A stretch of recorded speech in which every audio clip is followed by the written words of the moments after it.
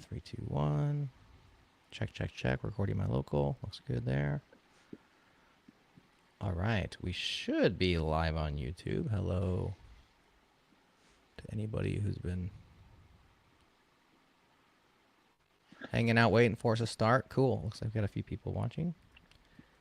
Welcome to Hello. JS Party Live. Well, say hi to Ryan. I can't see anybody, but hello if you're yeah, there. Me either. We just assume they're out there. Hello. Okay. Yes. Hello, invisible humans. Cool. Let me put out this real quick.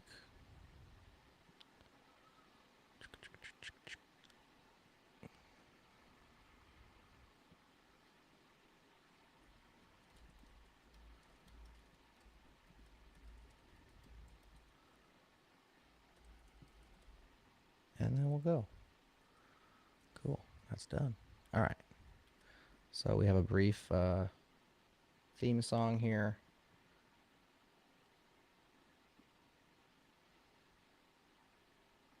Make sure this is working first. Can you hear this? Can I holler? Can I holler? Can I holler? Can I holler? Holler, holler, holler, holler, holler, holler, holler, holler. That's the intro to our holla segment, which we will not be doing today. Okay. Shamelessly ripped from Chappelle's show. All right. Here's a real theme song. Cool.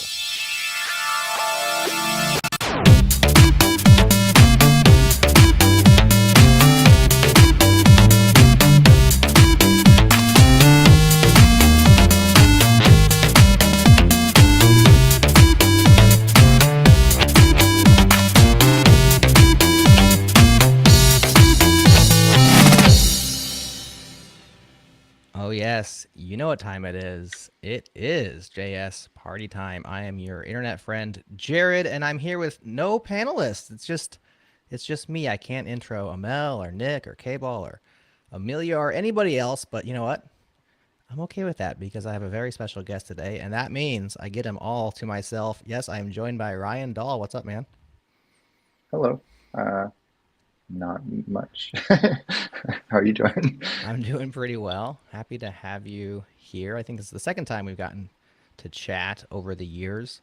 A year or so back, you were on the changelog with myself and Adam, and today you're on JS Party. So that's very cool. We're here to talk about Deno. So, big news from Deno Land as of version 1.28, which launched, I think, mid-November. You added 1.3 million new packages. Here's how I think this went down. I think you went out to NPM, you scraped the list of package names and descriptions, and then you got a huge instance on EC2 or something, and you plugged GitHub Copilot into it, and you just fed GitHub Copilot the package names and said, port this to Deno, port this to Deno, port this to Deno. Is that the process of getting this stuff out there? Yeah, pretty close.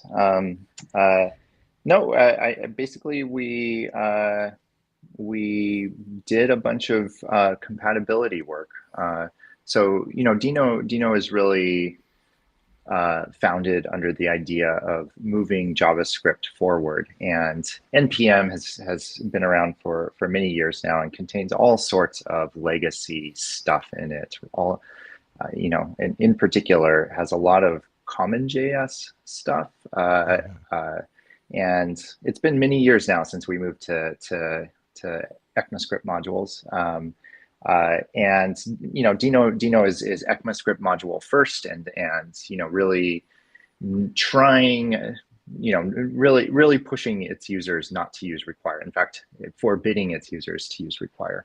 But if you link to any package in NPM, somewhere in the dependency tree is going to be some require statements and some require FS, some like built-in node module stuff. And what we did is we essentially implemented that in Deno, but we did it in a way where you can't just use that as in your normal Deno scripts. You can reach through this portal into NPM and kind of enable this, kind of transparently enable this compatibility mode that allows you to import essentially, it's hard to support everything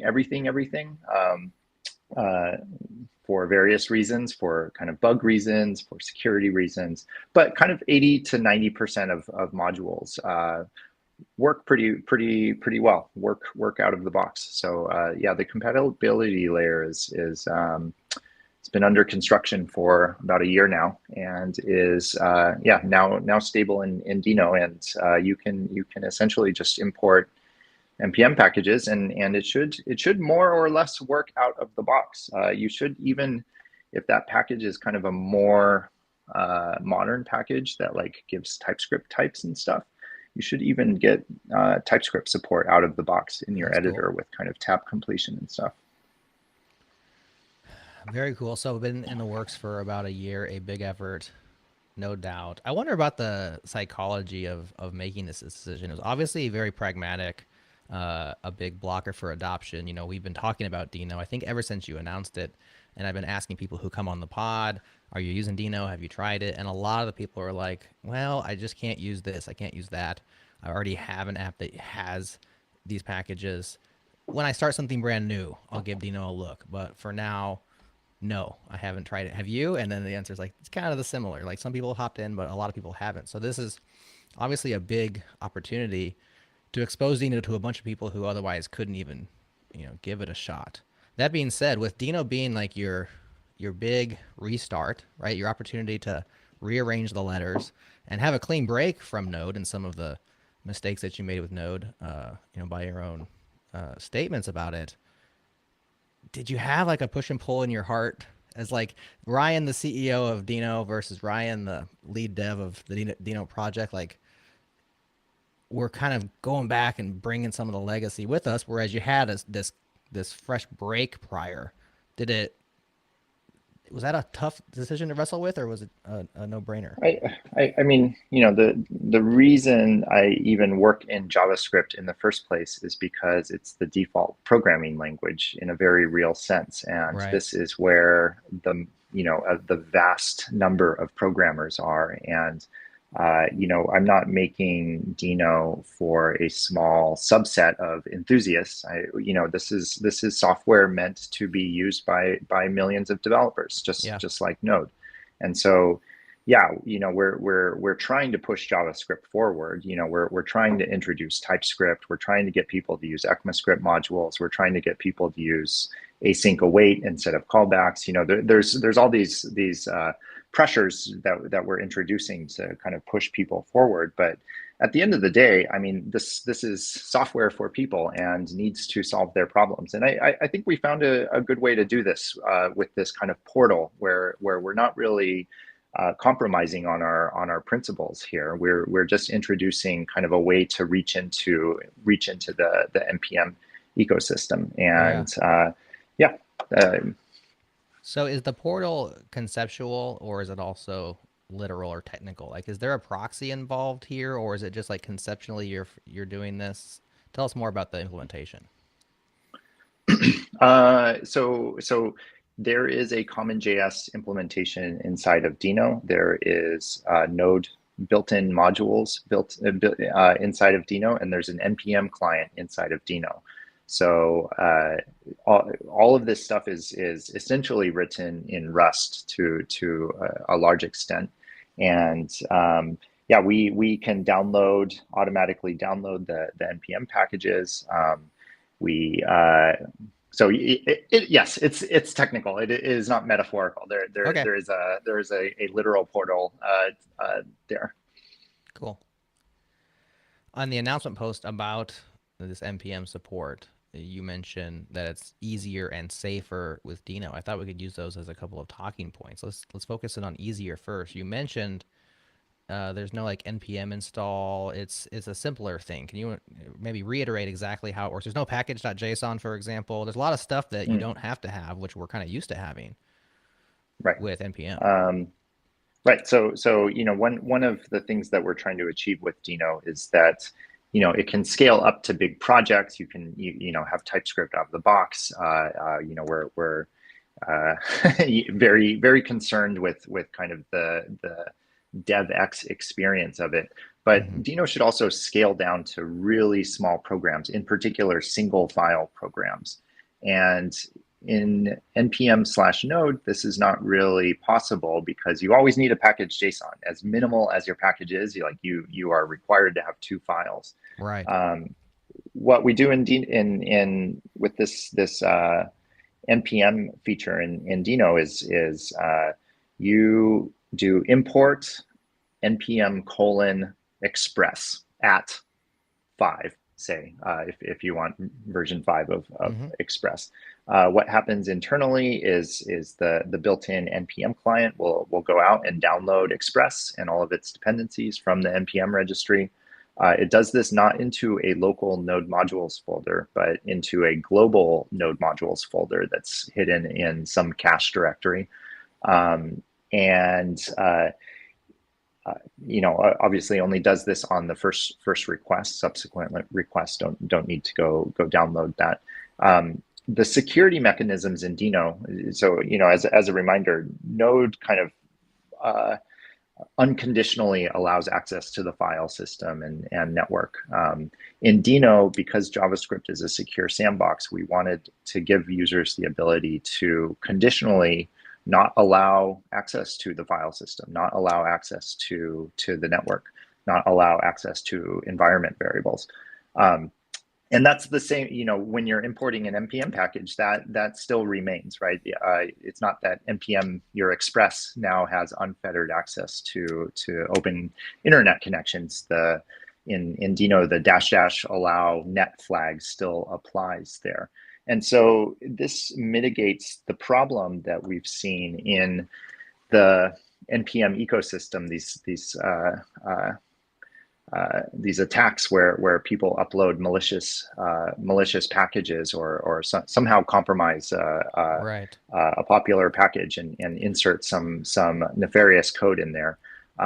If we're still going to download that nefarious code, we're still going to run that nefarious code, but depending on what access you give it, for example, you can, if you're only accessing a certain server on the internet, maybe you do -- allow net equals datadog, right, .com.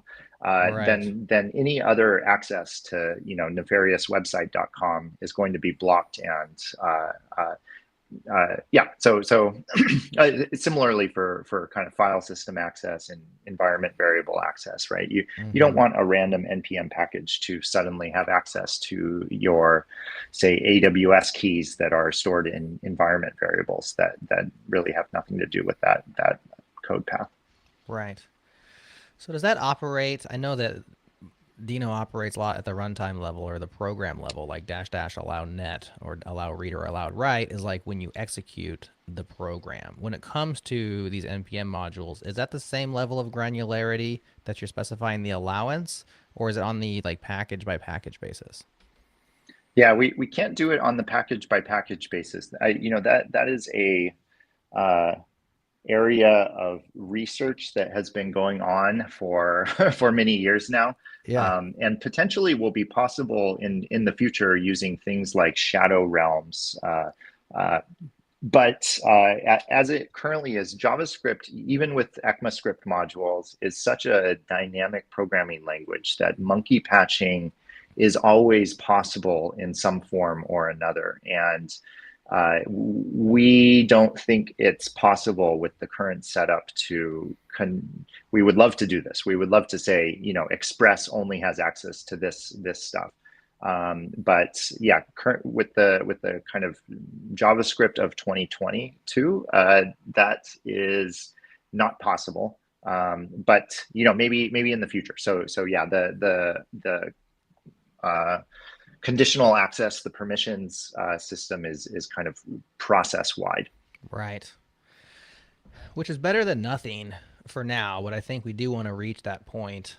Hopefully Shadow Realms or some sort of technology gets us there, because I think as a Deno program scales, at a certain point, some aspect of your application is likely to allow certain things, like allow write, for instance, to write into the file system. Maybe you're logging. Maybe you're doing configuration, and there's lots of reasons to write to the file system, obviously. And then you pull in this new package, and it's requesting write. I think in the example in your blog, you use this malware that you're installing because you don't know it's malware, and it wants to write to user bin. And of course, it's trying to install some sort of executable thing there. And what's cool about the way you all have done this is that Deno will stop and say, "Hey, this thing wants to write to user bin. Do you want to let it?"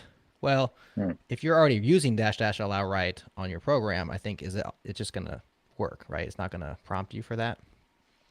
That's right. But you can also like allow access to a subtree. So ideally, and this has been kind of a debate that we're thinking about doing. Okay. That maybe -- allow write should only allow access to the current directory and its subtree of stuff rather than the entire file system, as kind of a more restricted default. But yeah. Yeah. So that would be totally cool. I mean, that likens to your specific domains on the allow networking stuff, right? Like allow networking to these domains.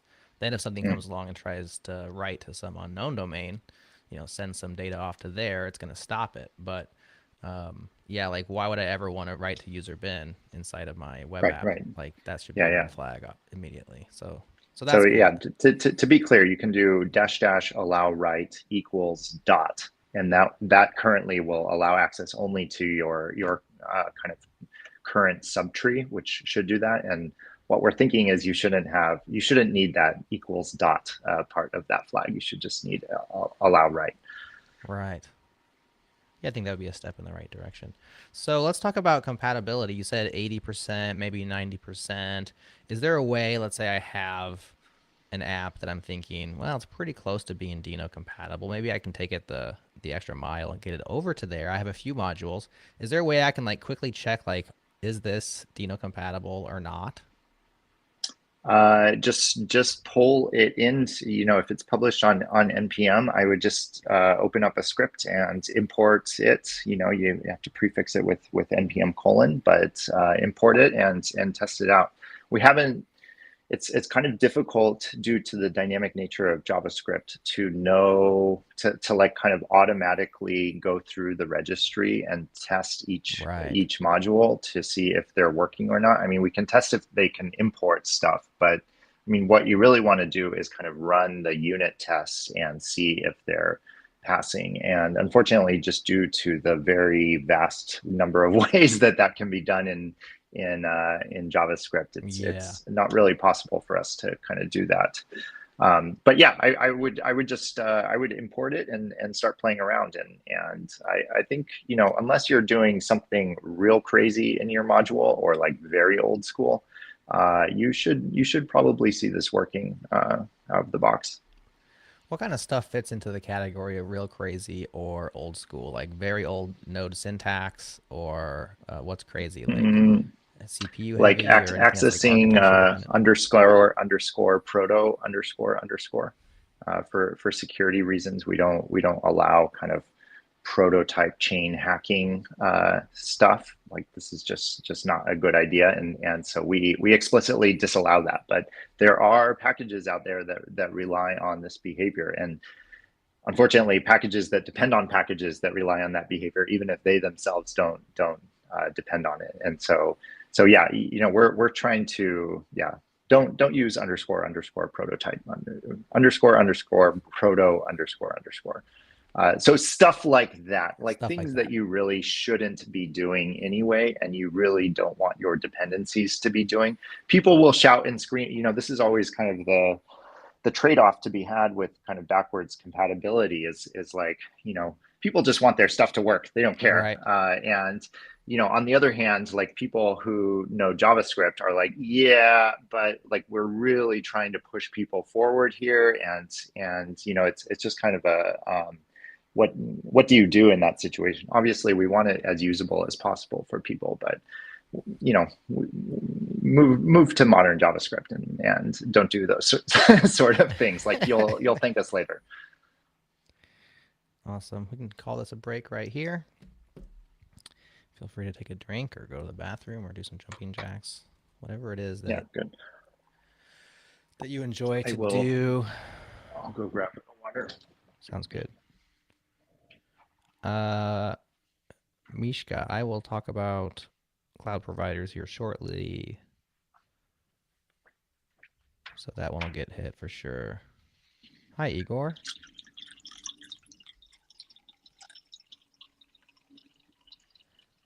I saw a chat GPT joke in there for a minute and then it's gone. Did somebody delete it?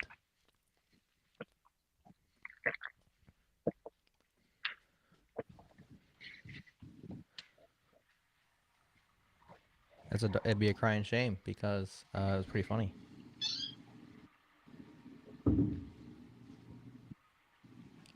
By the way, if you're currently obsessed with chat GPT, don't worry, we do have an episode of the changelog.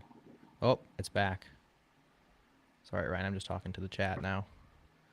So Igor in our chat said, go to NPM, scrape all the package names, and port them to Deno, please. And ChatGPT said, I'm sorry, but I'm not able to browse the internet or perform tasks like scraping data from websites. Sorry. Yeah, I'm gonna have to wait for ChatGPT 4. Yeah, exactly. I'm sorry, but I'm not allowed to do that. That War Games? Which was that word? I'm sorry, but I can't do that. Michael? David? No, that was not War Games. That's HAL 2000. That's right. That's Space HAL. Odyssey. Space Odyssey. Oh, my 1980s era sci-fi history has been leaking. I've got a memory leak, and so everything munges together into the wrong references. All right, hop back in. We're gonna switch gears to, I think, containers and clouds and such things. Sound good?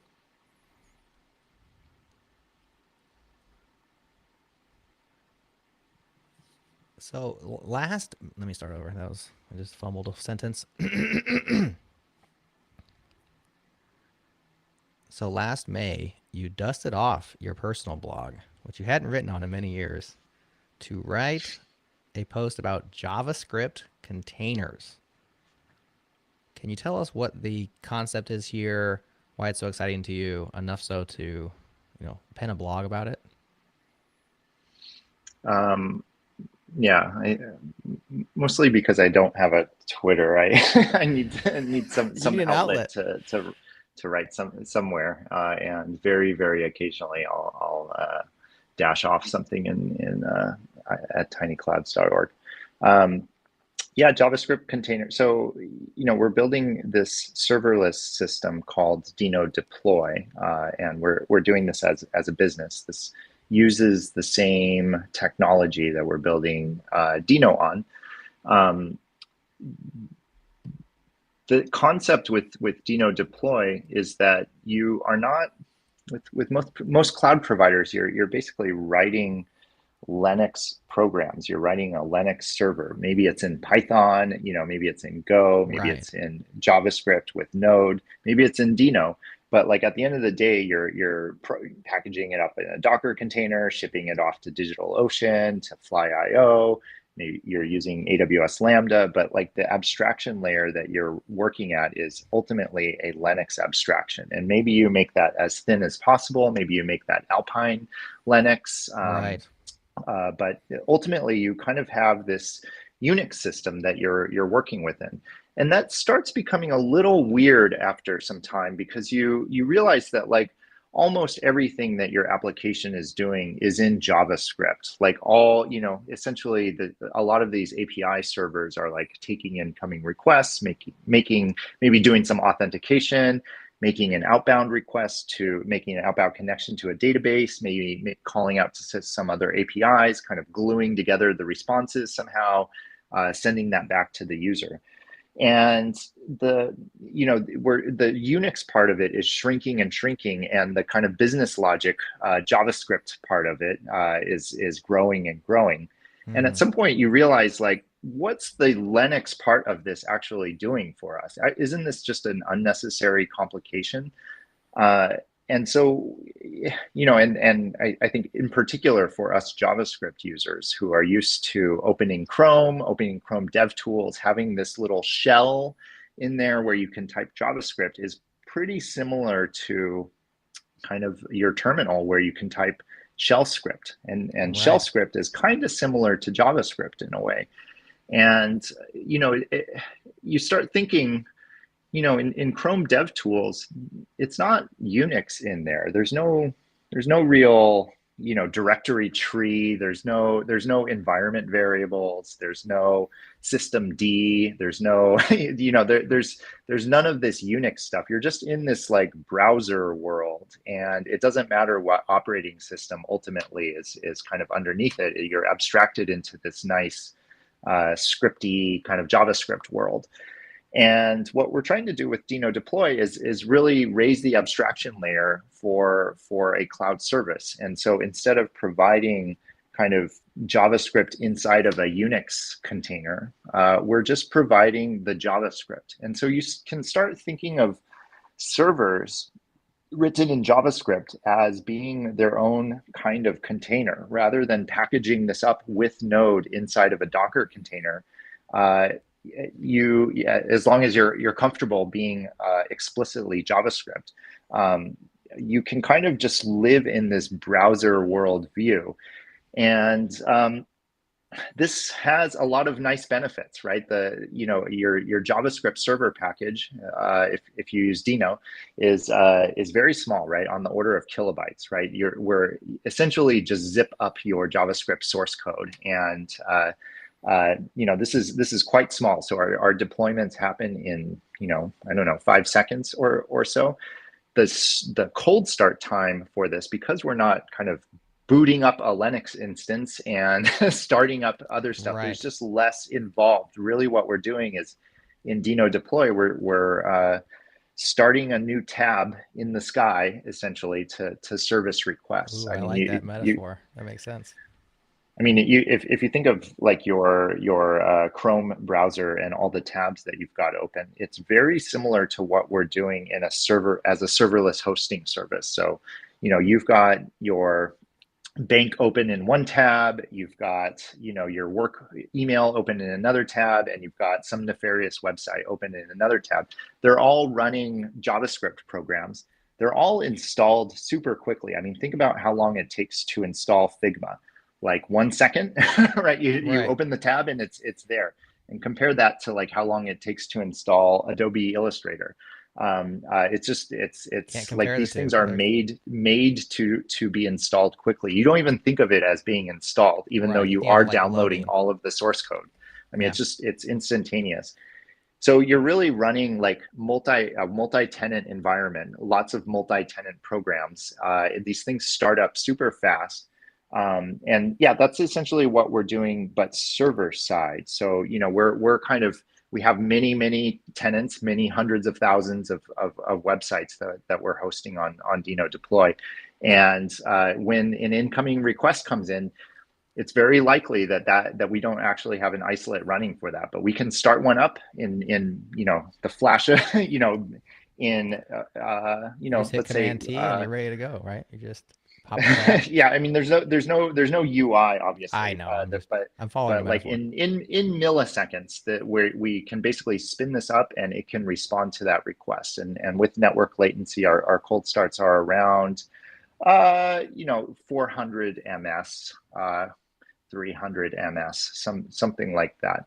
Warm response times around 40 ms. So anyway, you get these like, compare this with say Lambda and the cold start times that you experience there. I mean, maybe that's an unfair comparison because Lambda is so egregious, but anyway, we're removing kind of complexity from the user, and from the user's perspective now, there is no Linux, there's no systemd, there's no file system. It's just JavaScript now. It's just JavaScript. And you have all the benefits of isolation for security purposes, and there's other niceties as well. So like underneath that in the cloud, in Deno's cloud that we can't see, or I know there's other teams working on similar things. It seems like Vercel's doing similar, Cloudflare perhaps. Maybe you can speak to some of the other people that are in your world I trying mean, to provide these things? Vercel's reselling Cloudflare workers. Oh, So okay. there's essentially two implementations of this idea, maybe a couple of more, but there's essentially two real implementations, which would be Okay. Cloudflare workers and Deno deploy.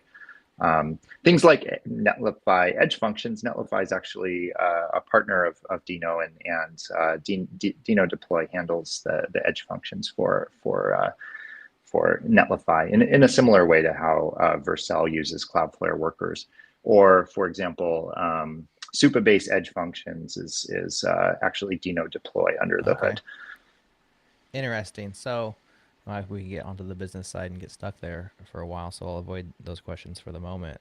But is Deno deploy then, like, are you a layer one? Do you consider yourself layer one? Like, do you have your own infrastructure, or are you built on top of somebody else's? We're built on top of public cloud infrastructure, so we run out of all GCP and all AWS regions. Okay.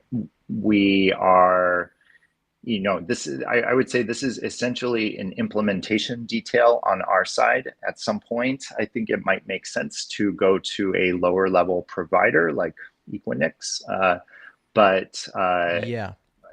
just in terms of essentially that's a cost question on our side to optimize costs. I think it doesn't ultimately change the user's behavior. So I'd consider that kind of a business decision, and generally that question should be abstracted away from people. We give you an IP address.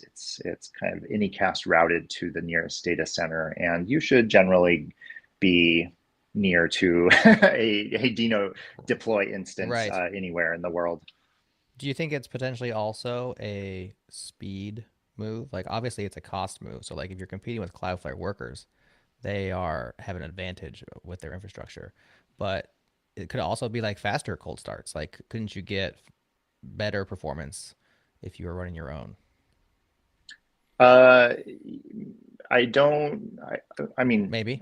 I think from a compute perspective, I don't think that's where the optimization. I think we can improve cold start times, but I don't think we're losing anything by using EC2, for example. Right. Okay. So let's talk about cold start times, because obviously the lower you can get, the better. I think you said 40 milliseconds is like warm, and that would be spectacular. What are your personal goals for Deno deploy? Maybe give it 5 years. Like, what do you think you're going to get down to? Is 400 milliseconds? It's better than So some things, but obviously we'd love to have it a lot faster. I mean, our measurements include network latency. So this is like the time, it's important to say what we're measuring here. So this Mm-hmm. is, you are a user, you are calling out to our system and coming back, and that is a cold request. How long does that take? We can do this, under 200 ms in some regions like US East. And in some regions, we are less good. Hopefully, we'll have this fixed soon. But in Africa, we tend to have some latency problems. I would hope that over the next couple of years that we get this down to 100 ms kind of worldwide. 200 ms maybe, I think. Okay. So you have Cloudflare workers. Basically, not human noticeable is kind of what what you want it to be, right? Yeah, You totally. don't you should not have that kind of flicker of pause as it's starting up, and certainly Yeah, you don't want to sit there long enough to certainly think under about it. a second is absolutely necessary. Yeah. So Cloudflare is working on similar things. Deno deploy. There's also this working group, the WinterCG? WinterCG. Yeah. Mm-hmm. So this in my head, these are all in the same basket of things, but I'm not really sure exactly what WinterCG is. Besides, it's like a working group for cloudy things. And can you tell us about it and help it clear up? Yeah, it's a community group. It's not an official standards organization, but it kind of operates like that. It's a collaboration largely between Deno and Cloudflare, because we're kind of the two ones building systems like this. And the question is, what it's pretty well specified what JavaScript on the browser does. There's many many specifications about how this works and what those APIs look like. But very clearly we are wanting to use JavaScript outside of the web browser as well. And that always is a big open question. What does it mean to make an outbound TLS connection, right? What does it mean to accept a new incoming request? Like what's the web server API? And, I've invented APIs in Node to do this. I've invented APIs in Deno to do this. Cloudflare's invented APIs in Cloudflare workers to do this. There's a big question. Like, it would be nice if we could just agree on kind of what the rough idea of what what a JavaScript server API might look like. And it's difficult, but I think that group is taking steps in that direction to clarify how server-side JavaScript should operate. The cool thing about this, if it all works out, is that you have now this baseline that people can shoot for. If maybe they're building a new runtime. It's interesting. There's like this new renaissance of JavaScript and TypeScript runtimes, and curious what your thoughts are on Jerod Sumner's Bun project that's been out there for probably 9 months or a year now. Is that interesting to you? Have you poked at the code and seen what he was up to, and like, do you take inspiration? What do you feel about alternate runtime, specifically Bun? I mean, shows that server-side JavaScript is alive and well, and that there's Node is not going to be the last the end of the story here. I think the focus on performance is interesting. I have some qualms with kind of how these benchmark numbers are presented. Very cherry picked. Very I would double check your numbers. I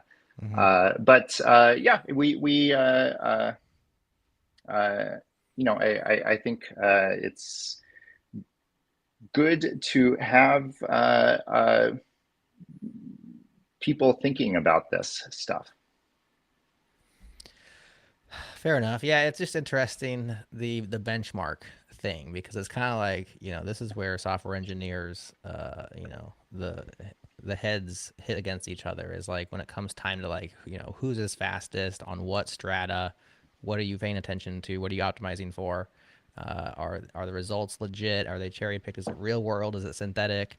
And we tend to get mired. I mean, to be clear, our goal is to have Deno be the fastest JavaScript runtime, and there is no world in which Deno will be like 2x slower or 0.5x slower. Like, the claim that Rust and V8 are subpar technologies is kind of, so very very questionable. V8 is very very fast, and Rust can you can get any machine code you want out of Rust. So I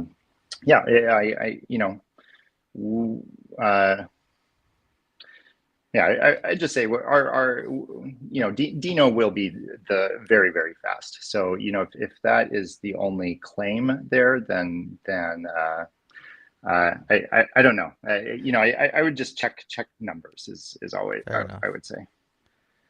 Well, I love the spirit of competition. Like, somebody comes out and says this thing is fast or faster, and it's like, well, we can talk about the facts of that, but I like the spirit of competition where you say, well, Deno's gonna be either fastest or really really fast, and so you are committed to that.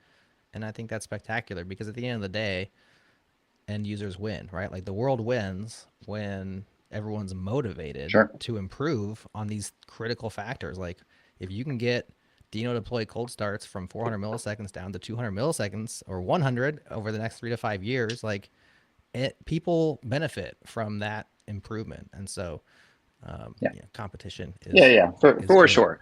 Show me a benchmark where Deno is slow, we will fix it, and there is no world in which we focus on web servers and JavaScript runtimes, and to think that like, I don't know, just like a little bit of cherry picked examples should be taken with a grain of salt.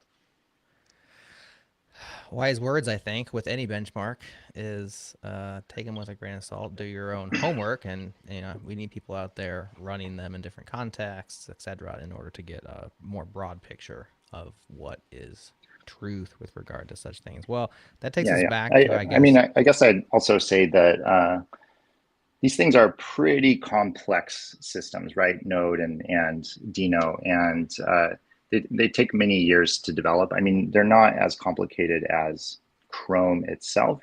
I'd say even an order of magnitude less complex, but these are very, very large software projects with lots of stuff. And it's one thing to put out a demo, and it's another thing to ship production software. So there's a lot of people playing around with JavaScript runtimes. Just.js, for example, is a JavaScript runtime that does really great in the Tech Empower benchmarks, and should be known more. Andrew, who creates Just.js, is fantastic and great at optimizing web servers. But I mean, it's look at the source code. It's very much a demo, and there's kind of a difference between a demo and something that is actually has production many grade. tens of thousands weekly users that are using this for kind of production workloads. So right, that makes me think about Deno's capabilities. Would you say there's any type of application or capability that Deno allows for? So like if you pick up Deno, you can do this new thing as an app developer that you couldn't do with Node, or that you couldn't do with other server-side tech in general. Like, is there anything that it unlocks for you? I mean, you can do almost anything with Node if you set your heart to it, right? It's a general purpose system. I think what removing complexity from that system and getting people to their solution faster is really what we're aiming at, and doing this in a more secure way, and at the end of the day, giving them more performance for their program. But it's not like there's not something that you could do in Deno that you couldn't do before. I think with Deno deploy, that's where we are aiming to really unlock new behavior, to be able to write a 50-line file and that defines, say, some WebSocket server, and deploy that in a second, and kind of have that run indefinitely as kind of a persistent WebSocket server out there. I think that is pretty cutting edge sort of stuff. Deno is from the developer experience, gets you to your solution faster. I think that's the newness. Yeah. So where does WebAssembly fit into this mix? We've been talking JavaScript containers. We've been talking about running things on the edge and in the cloud. And I know WebAssembly plays into this, but I'm always cloudy on exactly where and how. Can you help understand if there's a story here that involves WebAssembly? Yeah, so we were making this analogy of like the Chrome DevTools console and the Bash terminal shell that you have, and we're saying like, kind of Bash and JavaScript are kind of similar, and like in some ways, like in the web world view, JavaScript is kind of the new Bash. And so the question is like, okay, so you're in your terminal, and now you call out to ImageMagick to convert a JPEG to a PNG, right? You do convert right. image.png, image.jpg or whatever. Right. And that ImageMagick program is written, I don't know, probably in C, and is compiled into some machine code and packaged up in some ELF executable. you're calling into this native code from there. What's the analogy of that in kind of the web world view is WASM. So you're kind of scripting around with JavaScript. You're in your JavaScript shell, and then you can call into WASM to execute some native code, quote unquote native code, but native code in a platform independent, secure webby sort of way. And so the analogy is kind of JavaScript is to Bash as WASM is to ELF or machine code, or as it is to executable programs. Yeah. Okay. So when it comes time for a cloud platform like Deno deploy, then do those things coexist? Like from your Sure, yeah. Deno Yeah, apps, you you can can call into WASM apps and stuff like that? Yeah. I mean, JavaScript is the substrate that everything lives in. So you accept your request in JavaScript, but if then you need to process an image or otherwise call into, say, some Rust code, you would call into WASM just as you would in the web in a browser context. Gotcha. So do you see Deno deploy more as an end user or indie programmer product, or do you see it more as like a middle layer between me and Supabase, for example, where you're actually empowering them to do stuff that they couldn't do? Who do you see your customer as? Is it both? Is it one in particular? So it seems like the big money might be with the bigger providers, but then also the long tail is indie. I mean, edge compute is kind of an interesting trajectory, right? It's kind of started with, if you're very old like me, it started with like Apache configuration files, like these XML configuration files where you could like do kind of redirect rules and kind of path rewriting and stuff in this XML file. And then like the next generation of that is like Nginx, where you have maybe even some Lua scripting abilities to do like a bit more logic, some more complicated path rewriting rules. And we're kind of pushing this further to where now you can actually do this not in Lua, which is a terrible programming language, one indexed. I mean, ridiculous. But now in kind of the default programming language, the lingua franca of programming languages, JavaScript, and kind of script these things in JavaScript. But people are still more or less using it for kind of these kind of same sort of utilities where like, okay, I can do some redirect rules, maybe I can block some IP addresses, maybe I can set a cookie based on geolocation sort of stuff. But there's this worldview that is like, actually, now that we can run JavaScript and in Deno deploy, you can run TypeScript, you can import modules.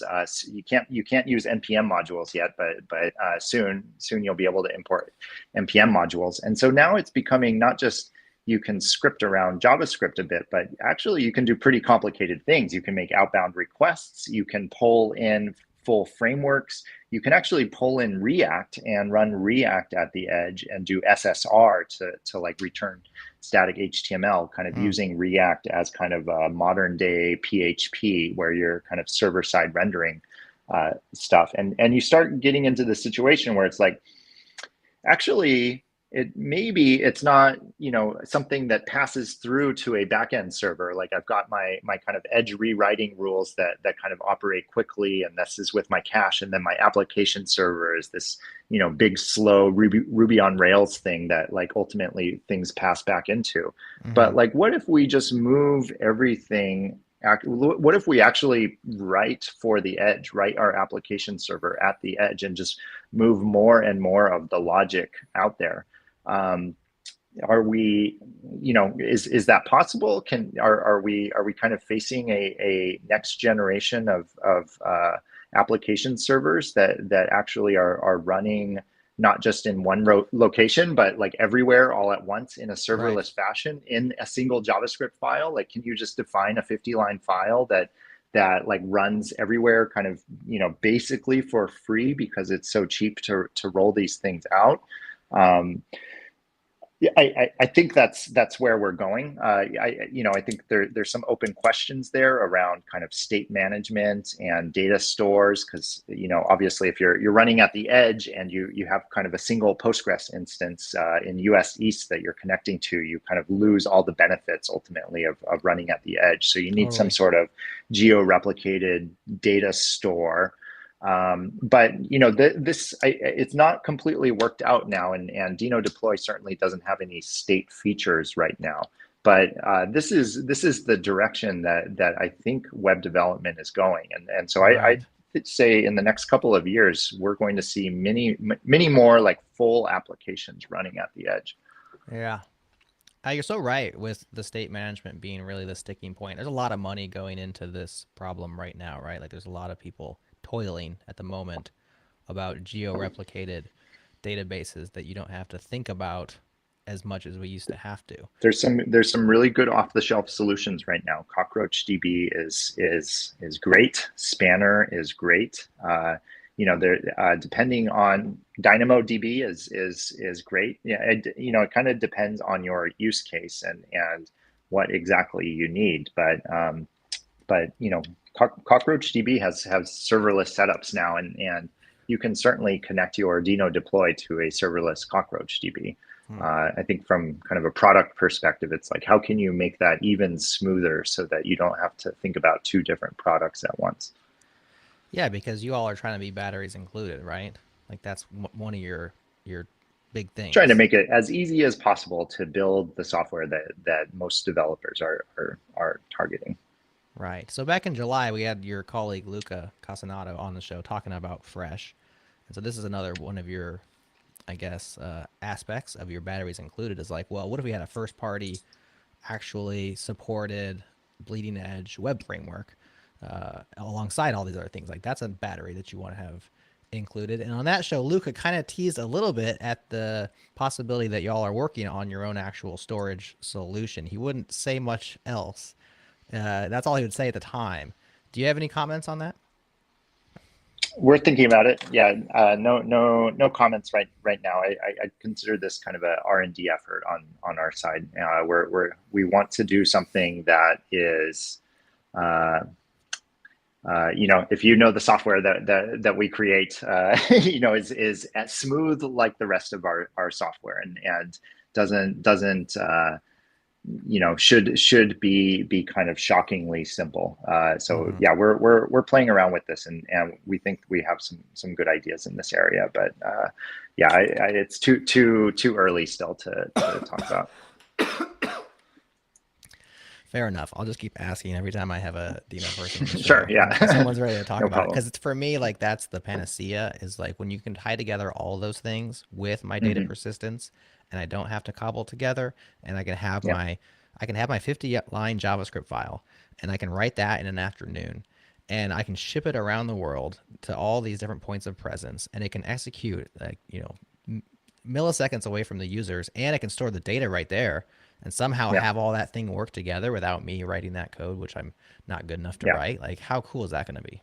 Yeah, absolutely. That is the dream. Yeah, we want to get there too. Very cool. So it's hard to believe, Ryan, but you've been working on this project for a long time now. Was it 2017, 2018, maybe? So let's call it 4 or 5 years, roughly. Sure. And feel like before that Node, I mean, I've been working on server-side JavaScript now for a good decade plus now. Yes. So I'm just curious, with Deno specifically, do you feel like you're still in the early innings? Do you feel like you've established the project? Where do you feel like it is in your desires for, what you're trying to accomplish? Building a programming platform is, you're asking users to program against your platform, and so this just requires you to be very persistent and fix a lot of bugs and be reliable and make releases and just keep at this, and we kind of measure our success with how many people are using Deno every week, and this number is growing. We are in the let's say we just passed the 100,000 per week mark here, and yeah, I think it's going very well. So I think a lot of users are working on code bases and using systems that are kind of deeply embedded in Node, and might feel that Deno is couldn't use Deno for their project immediately, but yeah, people should take another look at every once in a while, because things are changing quite rapidly, and I would imagine that people will be able to, if you've done that in the past and looked at Deno and thought maybe not right now, it might be different next time. So yeah, we're kind of full steam ahead on this project. We make a release every month on a minor release. How many years do you think you got left in you personally? I mean, I find it fun. So I love this stuff. I think especially kind of seeing how, yeah, I have this old blog post, this old rant about software and just dealing with all the complexities of it, and now having worked with professionally as a software engineer for I don't know 15 years now. It's just clear that things are getting simpler, and it's just so easy for people to get started now. And there's just such great software available compared to just the absolute nightmare that it used to be. And like being able to simplify parts of the system like that, and giving people that experience of like, oh man, like this is really solving my problem is pretty exciting to me. And awesome. Yeah, we are not at the end state of web development. That is for sure. Or server stuff. Like right. Every indication is that this is only heating up. And so yeah, I find this very fun.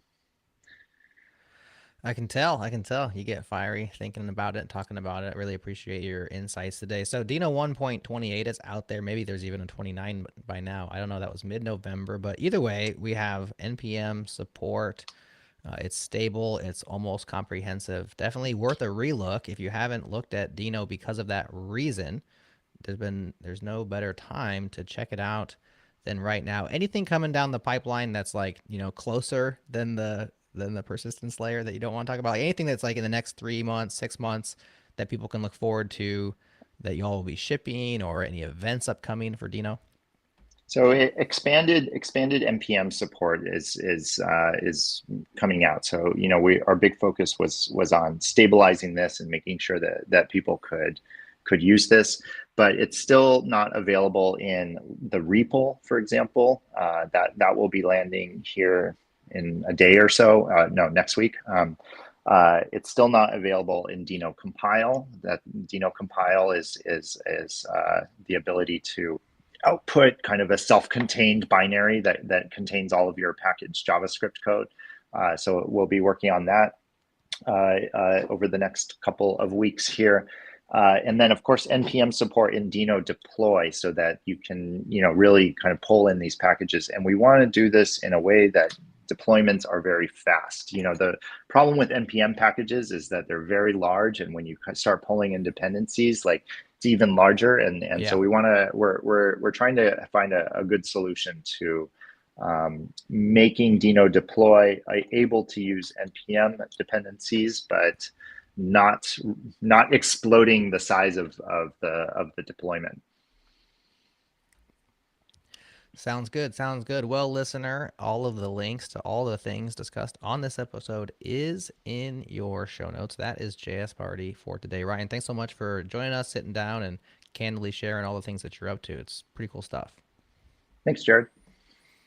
All right. That's it for today. We'll talk to y'all on the next one. All right. Let's see.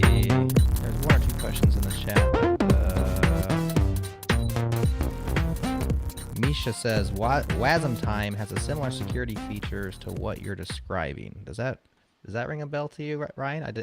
I couldn't. It didn't. Yeah, it's been a minute since I looked, but yeah, that sounds right. Another question from Misha: when can we compile our Node or Deno apps to WASM and run them on cloud providers? That sounds a little backwards to me. You're not going to compile your JavaScript app to WASM. You're going to compile your Rust libraries to WASM and run them inside your JavaScript app, right? JavaScript is the substrate for WASM. Right. Yeah, it didn't make 100% sense to me, which is why I didn't ask it on the show, but I thought I'd ask it now just to clear the is running clear the WASM, queue which is here. running JavaScript. It's going to be funky. Cool. Well, that clears a couple of questions out from the chat. Awesome. So we can go ahead and say goodbye to our live listeners. Goodbye, everybody on YouTube. Thanks for hanging out. The real show goes out a week from tomorrow, so listen to the feed. jsparty.fm. Subscribe there. For the produced version, where both Ryan and I